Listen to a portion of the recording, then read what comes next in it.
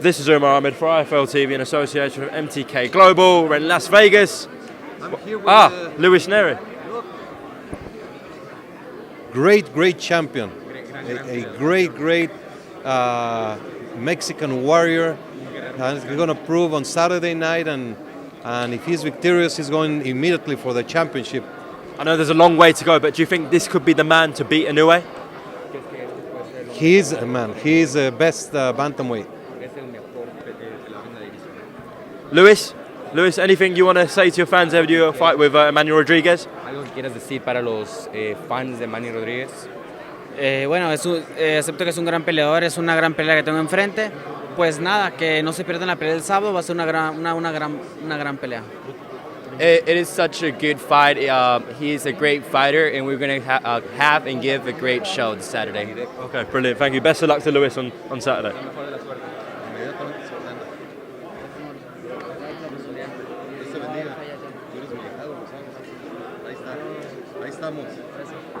Okay, Mauricio, you had a couple of veterans on stage today. Can you just talk to me about that?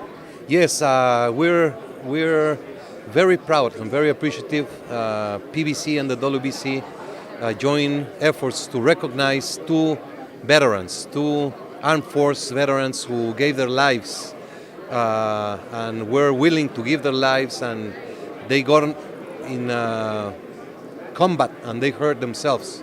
So they're going to the fight. They're going to enjoy the great event of Saturday night.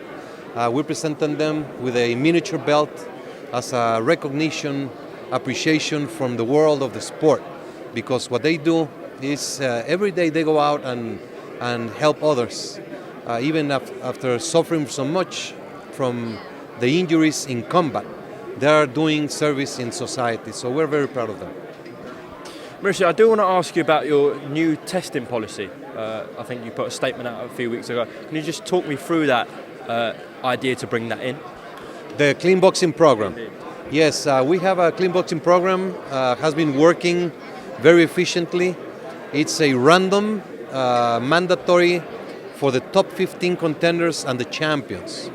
And what we do is once a month, there are certain tests performed all over the world, unannounced, and we also have testing for specific fights that are contracted. And we included women's boxing this year, and now we also are doing tests to ring officials, referees and judges. Okay, but more specifically, I'm talking about the thresholds in terms of Clenbuterol. Yes, that was released a couple of weeks ago. You put that out, I think. Yes, WADA, the World Anti-Doping Agency, is the body that creates the rules for testing. So in June of this year, WADA released a policy on Clenbuterol, where they have put a threshold, which is a limit where a test is considered either just an atypical finding or a doping violation. So they are the ones who changed the rules, and what we announced was that there were two cases in Mexico, Vargas and Martinez. Both were very low, so they are under the WADA qualification of no doping. And what we discussed also was, had Canelo situation being under those rules, Canelo and